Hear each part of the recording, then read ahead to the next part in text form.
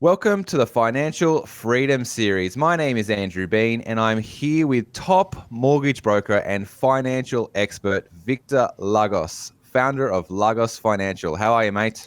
Good, Andrew, mate. How are you? I'm fantastic, buddy.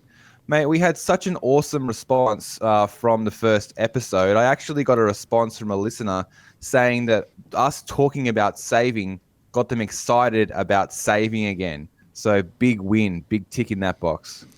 It's good to hear. Not many people get excited about saving, so That's it. It's hard to get excited about savings, but I guess when you can see your like financial future ahead of you, and you can see little roadblocks there, it makes it more exciting.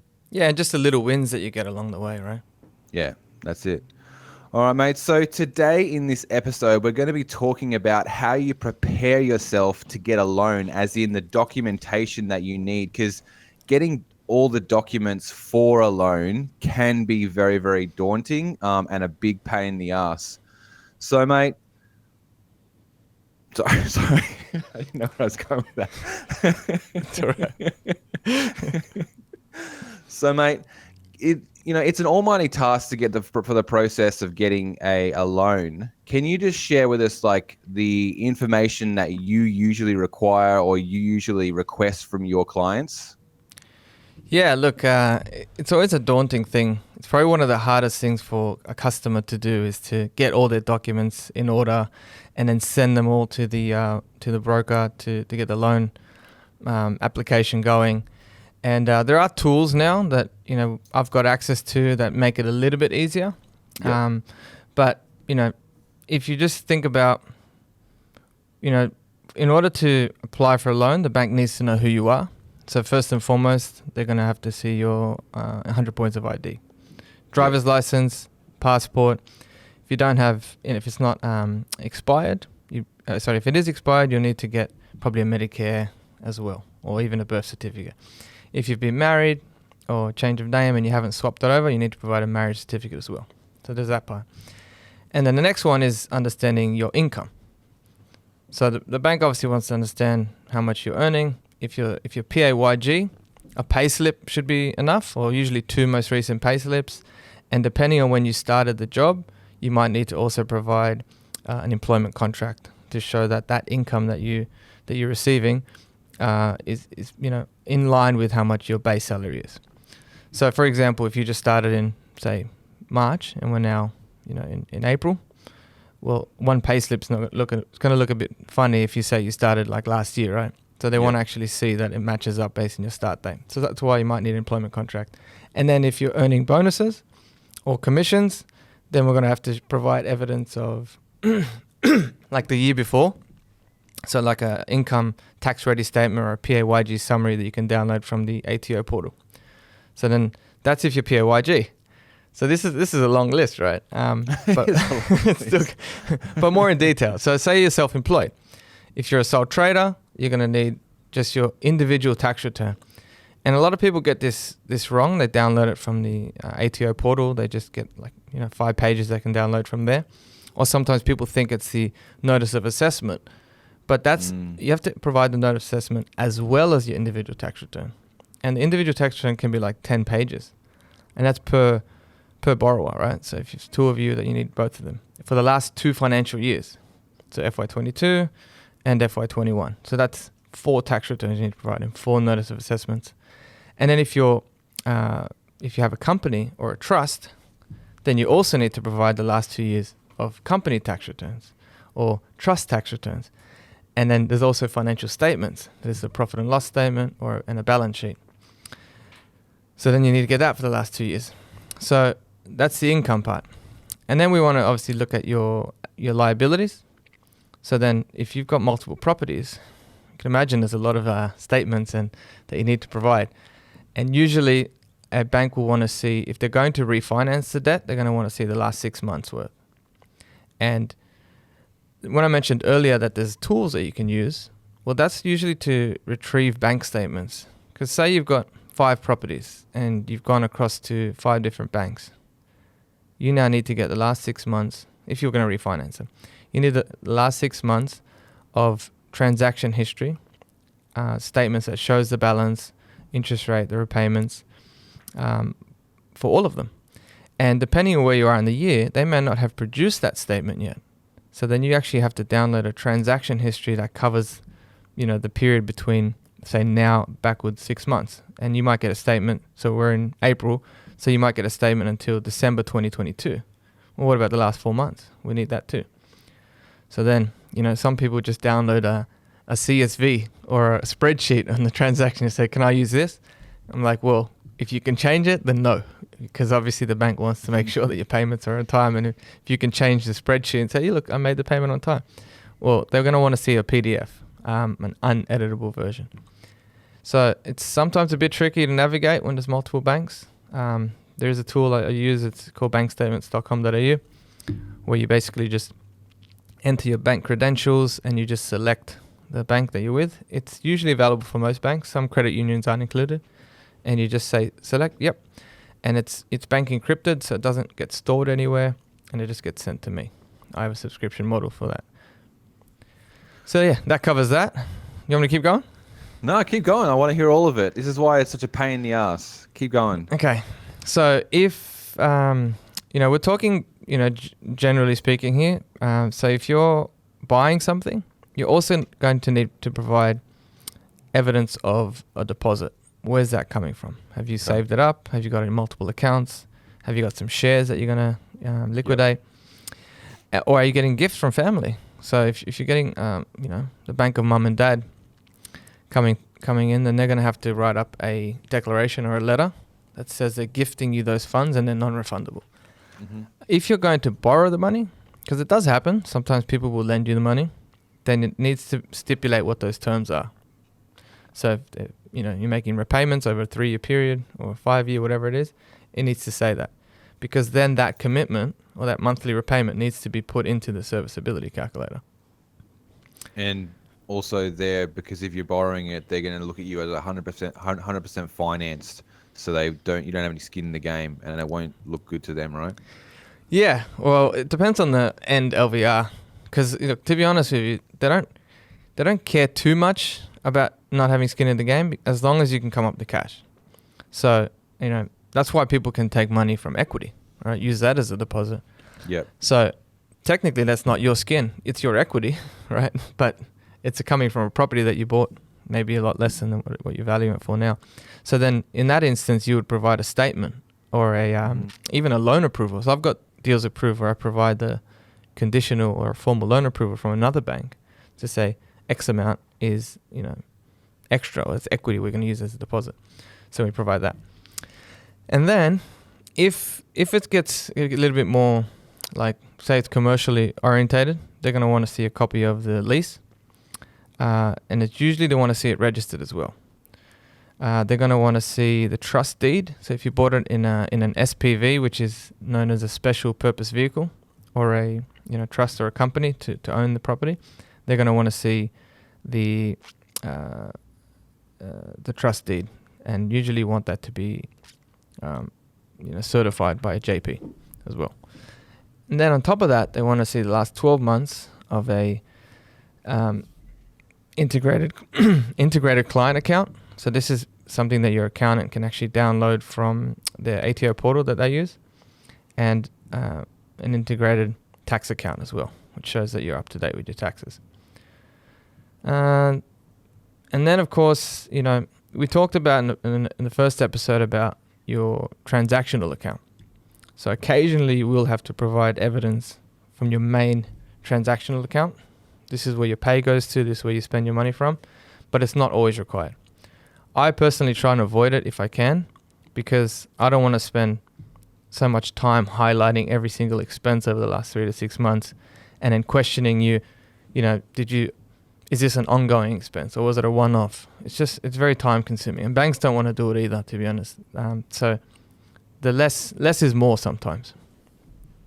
Okay, so that obviously, that big monster shopping list that you just gave us there, that was like worst case scenario if you're, PYIG and also got your own business or something like that. Like, it's like, that's not the usual. What's an average client need? Like, usually it's just if they're a PAYG, worker, they've got a deposit, what's the bare minimum that you would usually get from them?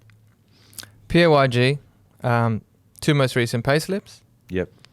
bank statement last 3 months showing how much they've got available for the deposit, and ID. That's it. So, but you'll have them fill out some kind of a fact find as well, though, with their expenses and things like that, right? Oh, of course, yeah. So we're just talking about supporting documents. So the fact find is I have an electronic portal that I use. So rather than customers, printing out a PDF and then filling it out by hand or needing Adobe Professional to edit it on the computer, it's an online secure portal. So they get a unique code, they get to log in, fill it out on their own time, and then that's where they complete their expenses and their address history, their employment history, their assets, their liabilities. A lot of liability stuff I can fill out for them based on the statements that they give me. But of course, I'm not going to know all their assets, like how much super do they have, how much savings, unless they give me the statement. Car values and things like that. Property values I can get. I can obviously order valuations and find out what the estimated value is. But that's a good way of doing it. They fill it out all on the portal, and then at the end, they upload the documents customized to them. So I mentioned in a big list based on if someone's self-employed or if there's a trust. But if they're PAYG, I'm not going to ask for that stuff. If they are self-employed, I want to know what are the companies that they trade under, and I'm going to ask for, the financial statements for each of those entities. Yeah, because it's actually quite daunting, trying to get finance sometimes, especially if you're not doing it through a mortgage broker, because you do a lot of the legwork for people as well, your customers. So you'll get a shopping list from the bank or whoever it is, and then they're like, oh, we also need this, and this. And it's happened to me a few times where you're like, geez, I don't think I have any more documents to give you. You've got everything. There's absolutely no way. But then oh no, we need you to do a 12-month forecast for the first year's cash flow on this thing. And oh my God. Yeah. It's just getting ridiculous. That was for a business loan. So yeah, I was going to say forecasting is usually if you're doing commercial loan. Yeah. Which can be beneficial. I did one recently for a customer that was buying a farm. Okay. And he didn't have enough income to service the debt. It's vacant land, right? So, but he put together a cash flow forecast of, buying cattle and, whatever the costs are to feed the cattle and whatnot. And then the bank used that income to service the future debt. And he got the loan. So you can't do that in residential. They won't go off projected income. Yeah, that's right. I mean, realistically though, a forecast is just a forecast. It's never correct. It's never correct. There's no way you can just forecast out, how much you're gonna especially if it's a service business or a business where there's some kind of churn. To be able to predict the churn, unless you already have a current site operating that you can use as a model. If you're going straight into it from not knowing anything about the actual acquisition of the customer, how much is that going to cost, it's really hard to do a proper forecast. The banks come back to me and this is what about this? I'm like, well, I feel like saying look, it's just a forecast. There's absolutely no way it'll be like this. This is just what I think it will be, but there's absolutely no way it will be like this. And I hope the bank doesn't hear this. Well, that's the thing. You're asking them to fork out money, right? To help you to buy something. So the more accurate you can be and the more detailed you can be, the more it looks like you know what you're talking about. If it's very generic and basic and you're asking to do a business venture that you don't have experience doing, it's very unlikely they're going to lend you that money. But if you've got history doing something similar, or you partner with someone that has, and they can plug in numbers that are relatively realistic compared to a similar business that have operated in the past, then you're more likely to to get it approved. You got to remember that banks have specialists in certain industries, so they know how to benchmark. They know what to compare it to. So if you're saying your expenses are going to be X amount, your margins are going to be X amount, and they have all these other customers on their books that don't have those margins, that have much higher expenses, well, who's the one calling the shots there? Yeah, well, it just seems that not many banks understand self-storage. So that's where I'm coming from. There's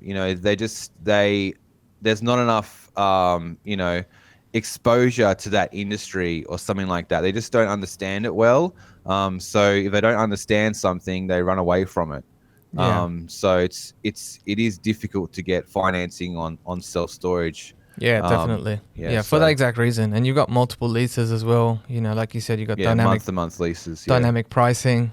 All right. Yeah, it's difficult to really understand because you're going to be trying to push the rates as hard as possible, but then you might go too far and then you have to dial it back a bit. Like it's a very, very dynamic cash flow, as you just said, like an airline. You know, like prices are all different on seats on the plane, so it is hard to predict. You know, a proper good cash flow if you really want to be to the dollar. Which you can, that's what I said. Like I can forecast anything you want. I can tell you I can sort of my heart, this is what I think it'll be, but I'm pretty much guaranteeing you it won't be. Yeah. Well, it all comes down to the risk that you're taking on and what risk are you passing over to the bank. Because if you don't get that rent that you think you're going to receive based on your projections or your forecast, then how are you going to cover the repayment? Right? That's the thing you got to consider. And if you've got enough surplus coming out from your other income streams, well, that's also a mitigant. So you can provide to the bank and say, well, that can service the debt if the rent doesn't meet that, estimate. Yeah, 100%. I mean, because I'm getting bank financing for a raw site. So there's no business there at the moment. It's just a raw site, like a development. So that's why they're more like, okay, what's it going to be? Can you forecast this? So I can't say this is what it is. They're saying I'm saying from the demand there, from how many units I can put on the actual site, this is what I should be able to get. And then there's also an aspect like, caravan storage and boat storage that it's like, it's very unpredictable. I can't predict how many people are going to want to store their boat or caravan. So it's super hard to predict those kind of things for the banks. Well, this is where your CP data comes in, right? Well, unfortunately, CP data is only retail, office, and industrial. So I can give you, a great idea on industrial, like being that self-storage is part of the industrial family. But in terms of the market research, that has to be done on a base by base basis, like a case by case basis, where the demand and research study is literally has to be very current. Otherwise, you could be looking back like 12 months and it's not really current because the markets can change so much. Which we're seeing now is self-storage. There's usually in the last 2 years, it's been running at a very, very high occupancy, which is not normal. 100%, 98% occupancy, and usually on average self-storage runs at about 81 to 85%, and that's a very good business. So things are kind of changing now where obviously money is harder and people we're in an inflationary environment, so people are finding it harder to pay bills. Yeah, for sure. That's why we started this series. That's it, man. So in terms of using your service, mate, I just wanted to kind of understand, when would you say was the best time to engage you? Is it when we already have a property that we've already had an offer accepted, or can you help us with understanding our actual capacity, what we can borrow? When should we engage you, prior or after a contract is signed or accepted? Sooner the better. So if you've got an interest in buying a commercial property, and even a residential, but say it's commercial because of your listeners, it's not as easy to work out your borrowing capacity compared to residential property because of the rent that you're going to receive, right? What sort of yields are you going to put in there? The terms of the lease, and where's the deposit coming from? 9 times out of 10, people don't have access to the cash. They want to actually refinance or extract the equity from their residential portfolio. So then you need to work out, I need to work out for them, what's that going to look like? What's the interest rate going to look like? How much equity can they actually tap into? And where's the rest of the money coming from? If that's all the money they can get, then it's not just an exercise of borrowing capacity. It's also who's going to give you the highest valuation on your properties to get you the most equity, which will then translate into a larger contribution and then translate to potentially a larger purchase price. So then I put all those numbers in. I put it into commercial property serviceability calculator, residential for the equity, all the valuations, and then I send out basically a funding worksheet which shows the maximum price they can buy up to, all the costs involved, and what's the loan amount, and then I even put an estimated ROI, right? Assuming say a 6% net yield, which is somewhat conservative, and I even put in a buyer's agent fee in there if they want to use a commercial buyer's agent as well. So there's no surprises, right? With residential, you can get a loan with no fees and bank covers the valuation. All you pay is basically title registration fees. Whereas commercial, you have to pay for the valuation up front, right? You definitely want to do a building report. There's lender application fees or establishment fees, and that ranges. And then of course I mentioned the buyer's agent. So all these costs you wouldn't have or think about. So that's where I come in and I work out the numbers. And then based on that, you can start working toward finding the right property. And then, there's no pre-approval as such because it really comes down to the property. Right? We might put an estimate for, say, a 6% net yield, and then, you go and find something that's only 5%, but you really like it. All of a sudden, that pre-approval, if we had one, doesn't count anymore. So we need to rerun the numbers. Yep. And then the equity, because the rates are moving, we need to sort of look at what are the interest rates on that day. And then obviously let's look at it in the next few months and then redo the numbers. But the good thing about commercial property is you can usually put a clause in your contract that says it's subject to finance approval. Right? Give you a finance clause as well as a due diligence clause. So it gives you time to actually get out of the contract if you need to. Residential, people, they waive the cooling off period and then they end up committing to a contract and they're running around trying to get the finance. With commercial, it's a high risk game. You don't want to do that. Yeah, that's right. So if you guys haven't checked out Victor's website, he does have a really, really awesome suite of calculators that he's talking about. And I think you'd probably use your own more detailed calculators as well. But you have a really cool section in your website where you can play with all the numbers and lots of different calculators to see your serviceability and things like that. Yeah, it's definitely helpful, especially for stamp duty, because different states have got different stamp duty. Yeah. And for commercial property, and correct me if I'm wrong, South Australia and Canberra, there's no stamp duty. Zero stamp duty. It's a beautiful thing. Yeah. That's only commercial, not residential. So yeah, that's right. So of course, if you're going to buy there and you're very hell bent on buying these areas, then we can run the numbers there if you don't have as much cash. Yeah, and I don't know if people actively know this, but if you do engage Victor early on in your game, he actually, like, mortgage brokers don't charge anything until they actually get you a loan. So I'm not trying to say go and get Victor to do stuff for free, but he will do it for free until he gets you a loan. Basically. Yeah, it's it can be a bit of work, of course. Of course, so it's important. A lot of work, yeah. Yeah, it's important to work with the right people. So, if the numbers stack up and we gel well together, we're the right fit, then it's just a matter of staying in contact. And when the time is right and it's time to actually buy the right property, yes, I'll get paid when the loan settles, usually a month after. So from initial conversation and running the numbers, for me, payday may not be for 6 months. Yeah, it's a long time to wait. So are you selective with your clients? There's a selection process here, I'm hearing. Well, it all comes down to if you qualify or not.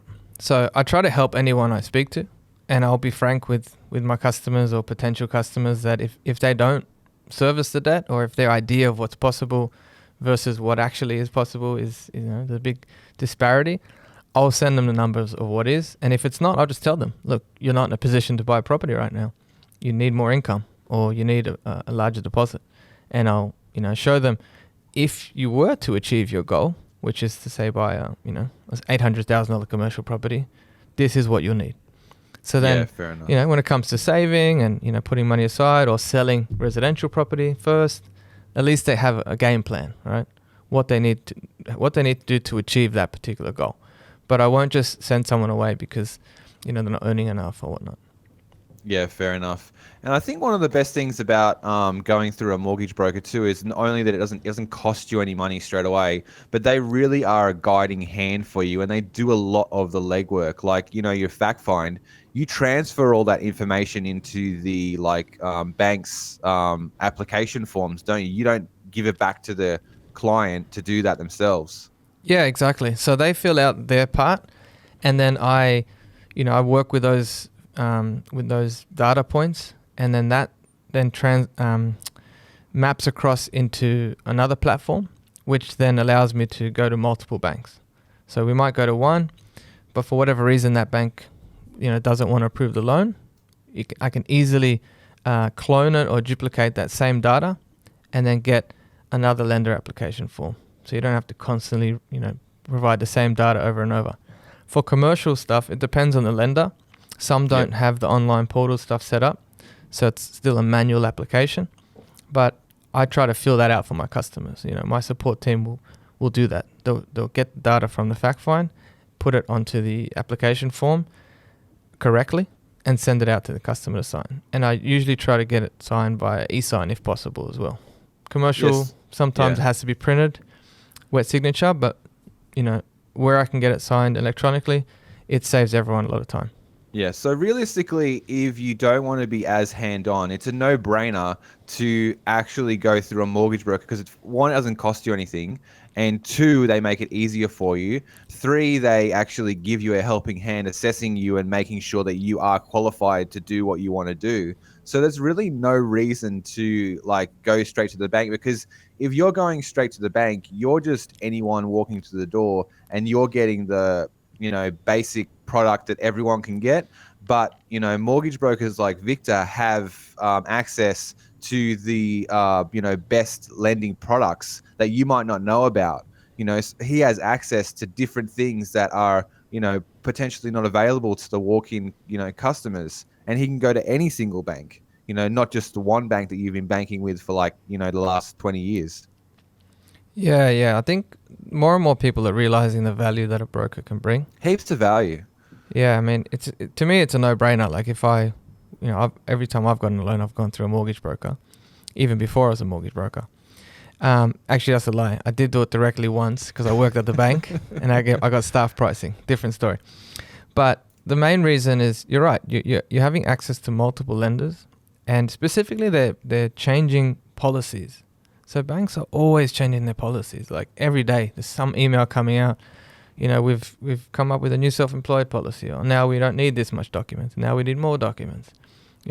We've got a special on this interest rate, or we're waiving fees here.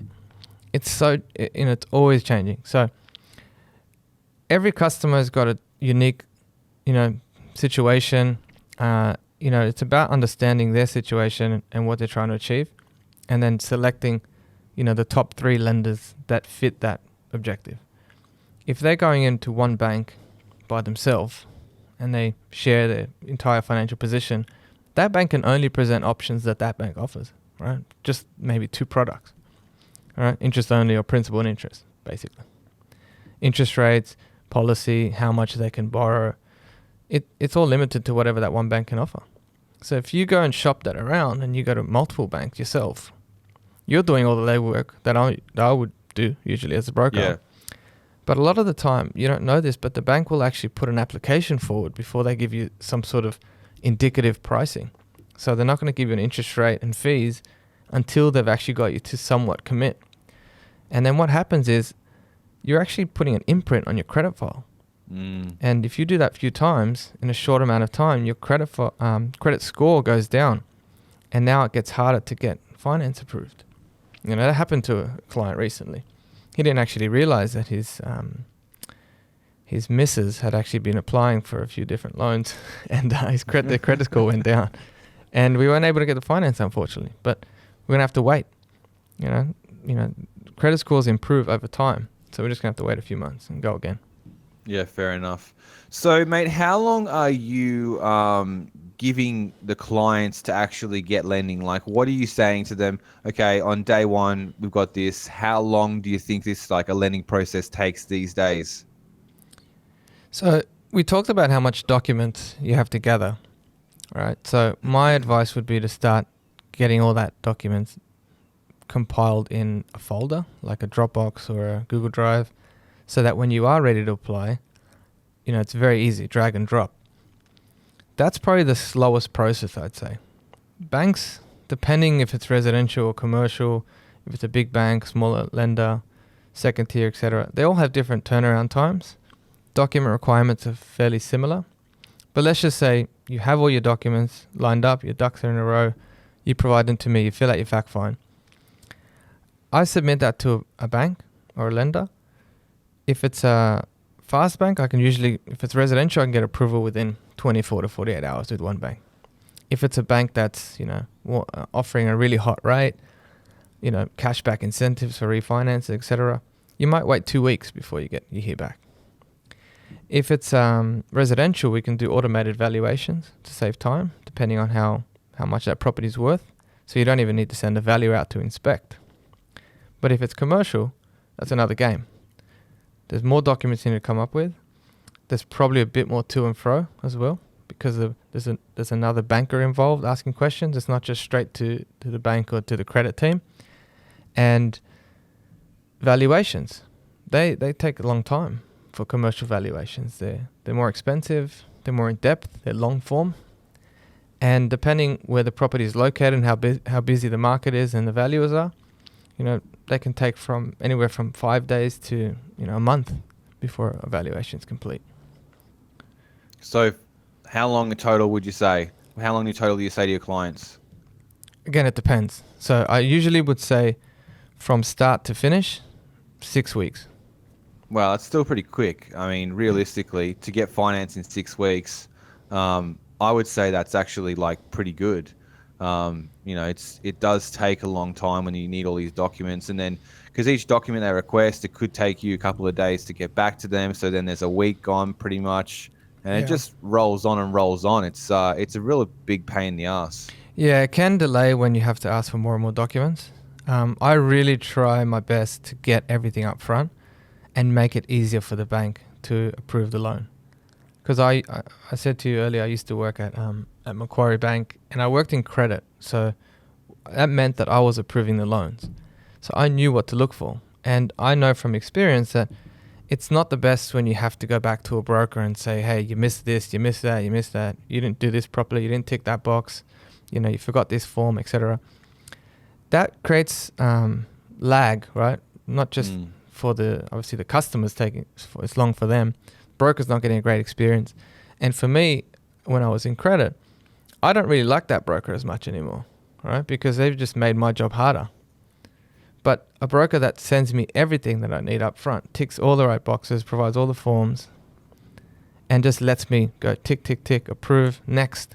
I'm happy, because that's what a credit person looks for. They don't get emotionally involved in the deal. They can't, right? They don't look at the customer and say, oh, they're buying their dream home, or they're buying, a property that's going to create financial freedom for them. No, they just do all the documents provided that we ask for, that we need. Are there comments to cover off certain things that are red flags? Are there, any special approvals that we've got from someone higher credit? All of that. So I try to cover all that off, so that way by the time they pick it up, they can just say tick, tick, tick, approve. And then it goes to the next person who said, in the bank, there's a settlement person or a document preparation person. It's a whole team that does that, right? Sends them out, customers to sign, then we start processing the settlement, right? So then when I said 6 weeks, that can be end to end, right? That's settlement, right? That's when money's exchanged and you own the property, right? If you're buying something in Queensland, usually it's like a 30-day settlement. So we want to get that approval as quickly as possible so you can meet the deadline for settlement. Yeah, and are you seeing a lot of contracts get pushed out now? Because I've been speaking to the banks a few times on a few different deals, and they've been telling me that it's actually the valuation that they're having problems with, where the valuers will say they can do it on this date, and then they can't get to the site. And sometimes it's even 4 weeks until they can actually get to the site to even start the valuation. And then obviously a valuation on a commercial property, a self-storage facility, it takes a long time, especially a self-storage facility. So there could be another week and a half of just the reporting on it. So you're looking at like already a 5.5 week process just to get a valuation back to the bank so they can even look at the file. Yeah, yeah. It depends on the complexity of the property. And you're right, self-storage isn't a simple one. Yeah, it's going to take the valuer much longer to prepare the report, do the research to actually come up with a figure and provide all the data they need to in the actual report itself. So getting access to the property is one thing, and then doing the report is another. So I am seeing that more and more where we're having to ask for finance clause extensions for that exact reason. You know, usually if you go through, like if you're communicating with the selling agent well and you're transparent, they know you're getting finance. It's not a surprise to them. They're well aware that that's what's happening in the market. So they then need to communicate that to the vendor to get the okay to extend it. But there are some sellers that aren't going to want to keep extending it. And, you know, if that happens, you know, where are we at? What are our options? Do we go to another valuer that's got a faster turnaround time, that's going to charge more, so you win the property? Because I always get quotes, you know, like 3 or 4 quotes with turnaround times and cost. Sometimes the cheaper it is, the longer it takes. More expensive, they get out there faster. But then you got to navigate that. And then if we can't get finance extensions and that particular lender is taking a while because they've got the sharpest rates and the best loan terms, then we might have to go to, you know, a non-bank lender or a private lender, and you pay for that. But if this means, you know, you get to buy the property, or it means that you're protecting yourself from not losing the deposit, sometimes you have to take what the best option is at the time. Yeah, I totally agree. Sometimes it's better just to get the deal done, and then you can always refinance later into a lower interest rate. Because people do, especially with residential, they're very, very particular on trying to get the best interest rate, and that will basically determine whether or not they go forward with the loan or not. Whereas, like, realistically, if you're looking at it like a 30-year, like, you know, life cycle of the property, the interest rate right now probably doesn't matter, just to get the deal over the line. And then, you know, in 2-3 years, you can, you know, reduce the interest rate to whatever you want to, or wherever you can get a better interest rate. But the most important thing is getting the deal over the line. Yeah, I totally agree. It's it depends on if it's such a good deal that you're buying it below market and you're winning that property because you can settle quickly or get the loan approved quickly, then rate shouldn't be what you focus on. Yeah, because it's only a very, very small piece of the puzzle, because it's just for like 1 or 2 or 3 years. But if you're looking at like a lifetime of a property where the like capital growth of a residential property could be double, even triple, like it's like the math doesn't work out. You're looking at like losing like probably like $10,000, or losing maybe potentially $500,000 in equity, like over a 30-year lifespan. Yeah, exactly right. And if you consider that, I can give you an example where I was in a position where, you know, this was when I bought a property in 2021. If I had, and I don't advise this to many people. Actually, I rarely talk about this, just because it's a risky game when you borrow money for a deposit. Yeah. Outside of, you know, I'll tell you how it works basically. It's a personal loan, right? And they call it gap finance. Yep. And I had a good savings pattern. I was putting away like $1,000 a week, every week, saving. And I wanted to buy property. My wife and I wanted to buy this property. We could have waited 6 months and we would have had an extra 40 grand, which we needed. But we wanted to get in at that point. So we got a $40,000 personal loan approved. Mm-hmm. We were still in LMI, so we had to obviously borrow lender's mortgage insurance as well. So we're already maxed out. But if we had waited, then we wouldn't have bought that property at the price that we did. And we wouldn't have been able to fix our interest rate, because at the time we got an interest rate for 2.59% fixed. So if we waited 6 months, we wouldn't have got that rate, and we wouldn't have got that property. We would have been priced out for that particular area. And all we really did was get the loan and then pay it off over 6 months anyway. So the amount of interest we paid for that 6 months on that personal loan was nothing. It was like a couple of grand. Yeah. Right? But the opportunity cost of not doing that would have been huge. Exactly. Sometimes people get so caught up, like, oh, I don't want to pay, high interest rate on a personal loan, or I don't want to pay mortgage insurance. That property's gone up 150 grand. Right? Yeah. And the rent's been paying off the loan. So it's like, imagine, I talk myself out of it. It's almost like bragging rights or like a badge of honor saying, oh, I got this rate, I got this interest rate, like it was really, really low. And that's what they brag about to, their friends at that barbecue. But they'd never say, oh, well, I've got it. And, in 30 years, I'm going to have $500,000 of equity in it just because I, sacrificed today. So you pay any price today so you can pay any price tomorrow, like in the future. Yeah, exactly right. You got to think about, like you said, the opportunity cost. If you get in now, or if you don't get in at all, or you focus too much on the price and you stop actually. When I say price, I mean the interest rate, without actually making a move for your future. Yeah, that's it. So, mate, one of the questions that I wanted to ask you is around the finance clause. So we kind of touched on the settlement, how long the settlement has been taking. What would your recommendation be for the days that you would request a finance clause in your commercial contract? Yeah, it's a good question. It depends on the vendor and the demand for that particular property, and how flexible they are. Yep. So usually you'd go in at least 14 days, like minimum. And even that's hard to meet, to be honest. Usually you'd ask for an extension. But just so it looks more appealing to the vendor, if you can get away with a 21 day, even better, because that gives you more time to get the valuation done and get the loan approved. Again, you might end up extending it anyway. So it really just comes down to, what are they willing to accept as part of the deal. And if they can take 21 days, better. If 14 is what it needs to be for you to win the deal, go in with 14, and then we can just ask for extensions if we have to. But it just means, we might have to go to work and try to really push to get a fast approval. Yeah, fair enough. Because everything in a commercial contract is negotiable. So you can try and push the envelope. And what I like to actually do as well is you'll go in with a more aggressive, due diligence and finance clause on your side, like being like more extended out, like a larger finance clause and DD. And then that can be a negotiating point for you. Like when they say, oh, we actually want, this price. Well, then you can say, well, I want this amount of days. Like you need to have some give and take with the negotiation.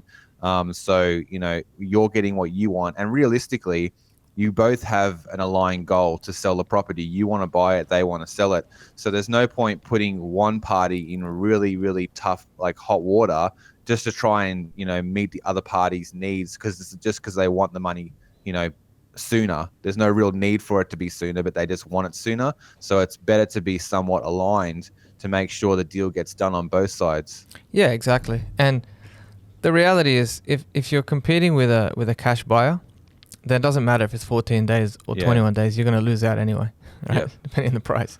So, I agree with you. Yeah, that's it. So, mate, with in terms of your service as well, if we bring a property to you and you're doing all your cash flow and assessment and stuff, do you give advice on the deal, like the returns or where they need to be, or the actual asset itself? So I try not to mix up what I do when it comes to. I focus on the finance. Like that's what I'm here for. I don't give advice on if that's a good investment, if that's the right area you should buy, if that's the right return that you should get. All I'll do is just plug the numbers in and say, if the rent is X amount, it's going to allow you to buy up to X amount price initially. But then when they present a deal to me, they're going to tell me that this is the exact address, this is the lease, this is the tenant, this is how much the rent is and who covers the outgoings, etc. I'll put the same numbers in to the calculator, to the funding worksheet to say how much are you going to contribute and what's the cash flow going to look like. So this is what I like about commercial property, because you know that the outgoings, what they are and who covers them. So you can know what your cash flow position is up front, even before you buy a property. Whereas residential, you're guessing. Right? You can estimate what the insurances are, what the agent fees are going to be, council rates, etc. But it's never exact. And maintenance always seems to pop up when you buy a residential property, right? Something's got to be fixed. Yeah. And so, whereas with commercial, you know that up front. So then if you know what your cash flow position is going to be, that's how you make the informed decision. Do I want to actually buy this property? Because this is what it's going to cost me per week, or this is how much it's going to earn me per week.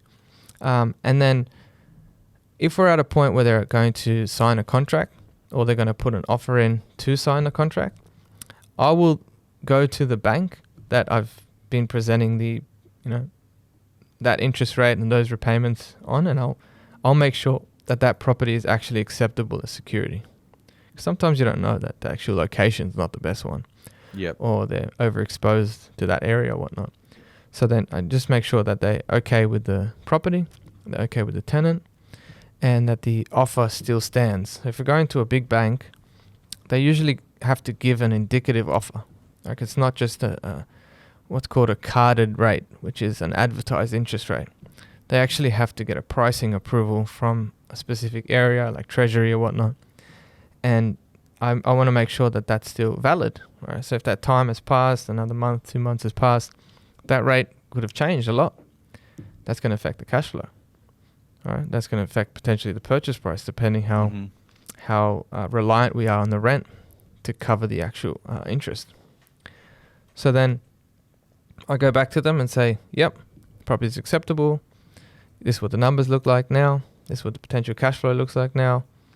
It's up to you now. Do you want to put the offer in? If they do, we get contract to sale. We turn it into an application from there. Order valuations and whatnot. All right. So let's assume we've got a property offer accepted on a commercial property, right? So what documentation do you usually request from your client to give to the bank? Is it just the IM, or what else do you usually need with the property? Maybe the contract of sale, the lease, things like that? Yeah, exactly. Contract of sale and lease is like number one. Okay. And then for them, I need to identify them. And depending on, the type of loan contract, if it's a lease doc, then I just need a statement of assets and, statement of financial position, which is just their assets and liabilities, signed privacy form. And it's very limited documentation, ID. But if it's a full doc loan, and then we'll need all their income as well, the stuff we talked about, statements, pay slips, tax returns, etc. But just for the property. So like, would the IM actually stack up with the bank? Like, can you just send them the IM and they go, okay, but is that something that they would request? Well, the IM is usually if it's if you don't have like tenants in there, right? Yet.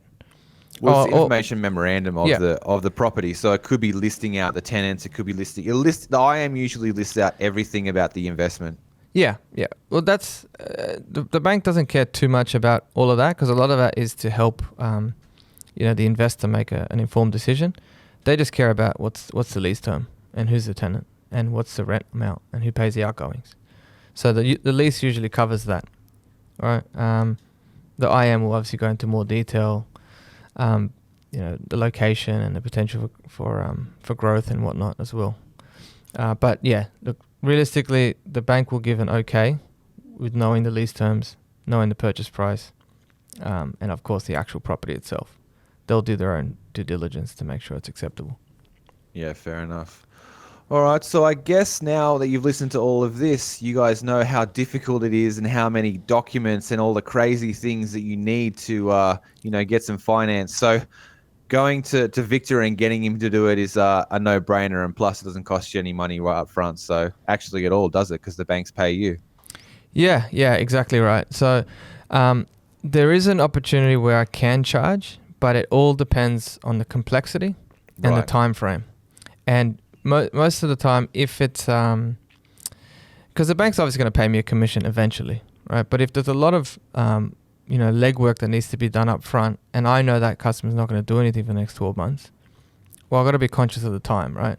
So what I can potentially do is charge a mandate fee, which is basically to work on the deal, and then in the future when I get paid a commission, they get reimbursed that. All right, so it's just so I'm actually it's also skin in the game as well. Yeah, it's like a retainer. Yeah, correct. Yeah, okay. Awesome, mate. So did you want to put together a list of documents that you need, or do you not want to do that? This doesn't have to be, I'll edit this out. Do you want me to talk about it or not?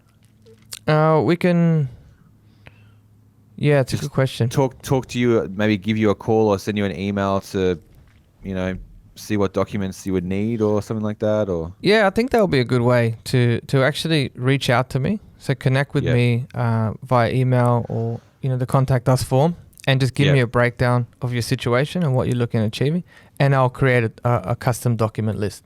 yeah. Okay, all right, cool. All right, guys. So if you do want to find out what documents you will need or you will require to get lending, then we can suggest that you just give Victor a call, email, or contact form on his website, and he actually will put together a custom list for you based on your situation. So, you won't be trawling through a massive list of documents that you basically don't always need to send. Victor will just customize that list, right, Victor? Yeah, exactly. And at least it's preparation for you. So you can start gathering everything. And then when you are ready to apply, you know exactly what to send because you've got it all put aside, and it just expedites the process for you. All right, mate. Well, fantastic. Well, let's wrap it up there.